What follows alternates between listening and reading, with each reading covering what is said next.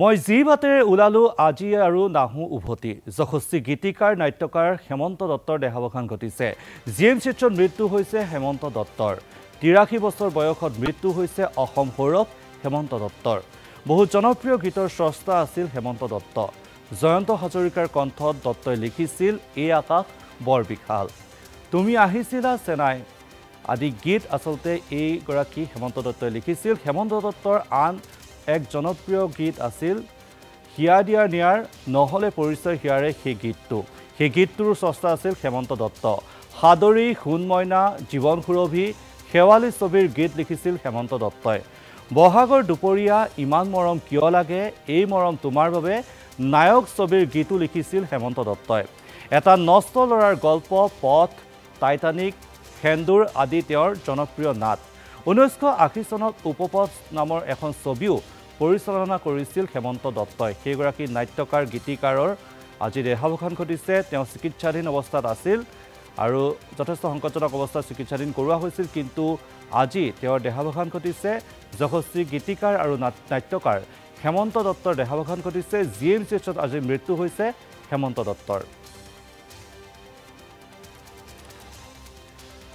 আমি এই বিষয়টো সন্দৰ্ভত সবিশেষ জানিবলৈ আমাৰ পৰিচালন সম্পাদক ডক্টৰ কুমুদ দাসৰ সৈতে সংযুক্ত হৈছো ডক্টৰ কুমুদ দাস এটা বেয়া খবৰ এই মুহূৰ্তত কি ক'ব হয় অসমীয়া সাংস্কৃতিক জগতৰ বাবে এক অপূৰণীয় ক্ষতি হেমন্ত দত্ত কেৱল এগৰাকী নাট্যকাৰ তেনেকুৱা নহয় তেওঁ এগৰাকী গীতিকাৰ তেওঁ এগৰাকী পৰিচালক ভ্ৰাম্যমান জগতখনক অসমীয়া যি ভ্ৰাম্যমান নাট্য দলসমূহ আছে থিয়েটাৰ সেই থিয়েটাৰক এক বেলেগ এটা ৰূপলৈ লৈ যোৱাৰ ক্ষেত্ৰত হেমন্ত দত্ত নিঃসন্দেহে এক উল্লেখনীয় নাম আৰু প্ৰায় প্ৰতিখন থিয়েটাৰ বিশেষকৈ কোহিনুৰ থিয়েটাৰ বা অন্যান্য যিবোৰ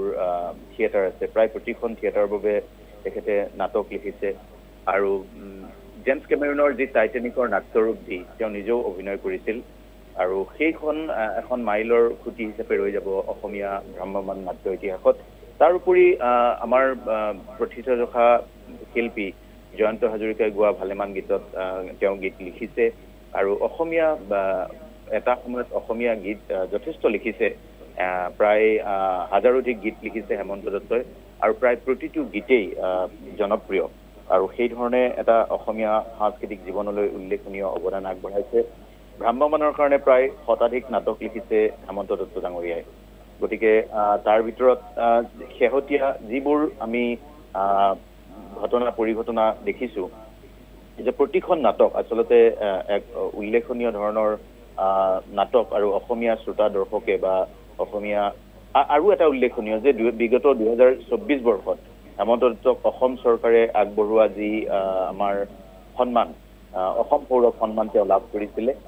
আৰু তেনেকুৱা ধৰণৰ ভৱেন বৰুৱা বঁটা লাভ কৰিছিলে তাৰোপৰি বহু অনুষ্ঠান প্ৰতিষ্ঠানে তেওঁ সম্বৰ্ধনা জনাইছে বিগত 2025 বৰ্ষৰ 8 জানুৱাৰীত তেওঁক এটা বিশেষ সম্ভাষণ জনোৱা হৈছিল যিটো সম্ভাষণ জনোৱা অনুষ্ঠানত আচলতে আমি নিজেও উপস্থিত আছিলো কটন মহাবিদ্যালয়ৰ যি প্ৰেক্ষাগৃহ আছে প্ৰেক্ষাগৃহত এটা অনুষ্ঠান আছিল দিগন্ত ভাৰতীৰ গানৰ দিনৰ অনুষ্ঠান আৰু সেই গানৰ দিনৰ অনুষ্ঠানতো হেমন্ত দত্তক জীৱনজোৰা সাধনা আগবঢ়োৱা হৈছিল DY 365ৰ ফালৰ পৰাও তেখেতক সম্বৰ্ধনা জ্ঞাপন কৰা হৈছিল আমাৰ এনুৱেল যি ফাংচন থাকে এনুৱেল ফাংচনত হেমন্ত দত্তক সম্ভাষণ জনোৱা হৈছিল তেওঁ বিগত বেছ কিছুদিন ধৰি দৰঙতে আছিলে তেওঁ দৰঙত জন্ম আৰু তাৰ পৰাই তেওঁ অহা যোৱা কৰিছিল কিছু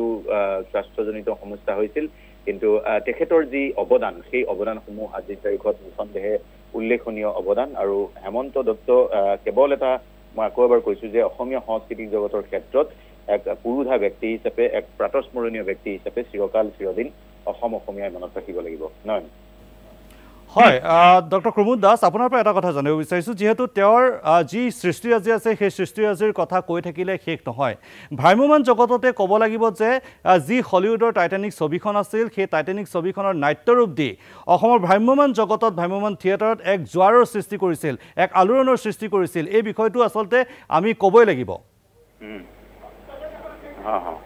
নিঃসন্দেহে আচলতে গোটেই বিষয়টো এনেকুৱা যে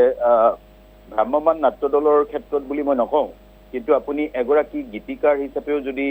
মনত ৰাখে এগৰাকী গীতিকাৰ হিচাপে বা তেখেতৰ প্ৰায় মানে হাজাৰধিক গীত যিবোৰ গীত আচলতে অসমীয়া মানুহৰ বাবে মানে খুবেই এনেকুৱা নহয় যে অকল পুৰণি গীতবোৰে আছে তেওঁ জুবিন গাৰ্গেও কিছু গীত তেওঁৰ গাইছে শান্তাউজিৰে কিছু গীত গাইছে বৰষা তুমি আহা গীতটো সেই গীতটো ৰাজেন গোহাঁয়ে গোৱা গীতটো সেই গীতটো হেমন্ত দত্তই লিখা গতিকে জুবিন গাৰ্গে আপুনি চাগে শুনিছে বুকু দূৰো দূৰো লাগে কিয় বাৰু সেই গীতটো হেমন্ত দত্তই লিখা তাৰপিছত এই আকাশ বৰ বিশাল খুব জনপ্ৰিয় এটি গীত সেই গীতটো আচলতে হেমন্ত দত্তই লিখা তাৰপিছত এনেকুৱা ধৰণৰ বহুত গীত আছে যিবোৰ গীত আচলতে এই আকাশ বৰ বিশাল সময় গতিশীল এই গীতবোৰ জীৱন দুদিনীয়া জুবিনে যিটো গাইছে তাৰপিছত এনেকুৱা অলেখ অজস্ৰ গীত আছে যিবোৰ আচলতে হেমন্ত দত্তই লিখিছে আৰু সেই গীতসমূহ মানে আৰু এটা গীত মোৰ মনত পৰিছে হেমন্ত দত্তই লিখা মই যি বাটেৰে ওলালো আজি সেই গীতটো আচলতে জয়ন্ত হাজৰিকাই কণ্ঠদান কৰা আৰু হেমন্ত দত্তই লিখা আপুনি যদি হিয়া দিয়া নিয়া ছবিখনৰ কথা কয় মুনীন বৰুৱাৰ তাৰ নহলে পৰিচয় হিয়াৰে সেই গীতটো আচলতে হেমন্ত দত্তই লিখা গতিকে হেমন্ত দত্ত এগৰাকী বেলেগ একো নহলেও গীতিকাৰ হিচাপে অসমীয়াৰ মাজত চিৰকাল চিৰদিন থাকি যাব আৰু মোৰ এই মুহূৰ্তত কেইটামান গীত মনত পৰা নাই আৰু ভালেমান গীত আছে যিকেইটা আপোনাৰ আমি শুনিছো সকলোৰে মুখে মুখে যিসকলে ৰেডিঅ' শুনিছে সেইসকলে তেওঁৰ গীতসমূহ শুনিছে গতিকে এগৰাকী গীতিকাৰ হিচাপে এগৰাকী আচলতে নাট্যকাৰ হিচাপে বিভিন্ন ধৰণে অসমীয়াৰ সমাজ জীৱনত হেমন্ত দত্তৰ এই যি অৱদান আচলতে ৰৈ যাব আজি তেখেতৰ প্ৰতি শ্ৰদ্ধাঞ্জলি নিবেদন কৰিছো আৰু আচলতে স্বীকৃতিৰ ফালৰ পৰা অসম চৰকাৰে তেওঁক 2024 বৰ্ষত অসম সৌৰভ বঁটা দিছে মই ভাবো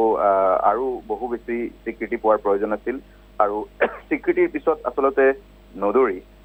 তেওঁ হেমন্ত দত্তই আচলতে ভালেমান সৃষ্টিশীল কামতেই তেওঁ নিমজ্জিত হৈ থাকিল বঁটা বাহনৰ পিছত তেনেকে ধৰণৰ ঘূৰা ফুৰা কৰা নাছিল এগৰাকী ভ্ৰাম্যমানৰো অভিনেতা এগৰাকী আচলতে এগৰাকী পৰিচালক গোটেইখিনি আচলতে থাকিব তেওঁৰ নামৰ সময়ত তেওঁ নায়ক ছবিখনৰ কাৰণে গীত লিখিছে মুনীন বৰুৱাৰ লগত ভাল সম্পৰ্ক জুবিন গাৰ্গৰ সৈতেও ভাল সম্পৰ্ক হিয়া দিয়া নিয়াৰ কাৰণে গীত লিখিছে আনকি অশোক কুমাৰ বিষয়াৰ যৌৱনে আমনি কৰে ছবিখনৰ কাৰণেও গীত লিখিছে গতিকে হেমন্ত দত্ত কেৱল এটা নাম নহয় এক অনুষ্ঠানত পৰিণত হৈছিল আজি তেখেতৰ প্ৰতি আমি শ্ৰদ্ধা নিবেদন কৰিছো হয় নিশ্চিতভাৱে আচলতে তেওঁৰ যি সৃষ্টিৰাজি সেই সৃষ্টিৰাজিক আজি আমি আচলতে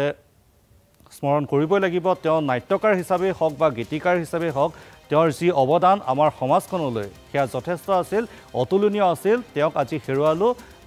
আমিও শ্ৰদ্ধা নিবেদন কৰিছোঁ তেওঁলৈ যিহেতু তেওঁৰ ইতিমধ্যে দেহাৱসান ঘটিছে সেই খবৰ আমি দৰ্শকক জনাইছোঁ ডক্টৰ প্ৰমোদ দাস আপুনি সবিশেষ কথাখিনি জনালে এই মুহূৰ্তত ধন্যবাদ জনাইছোঁ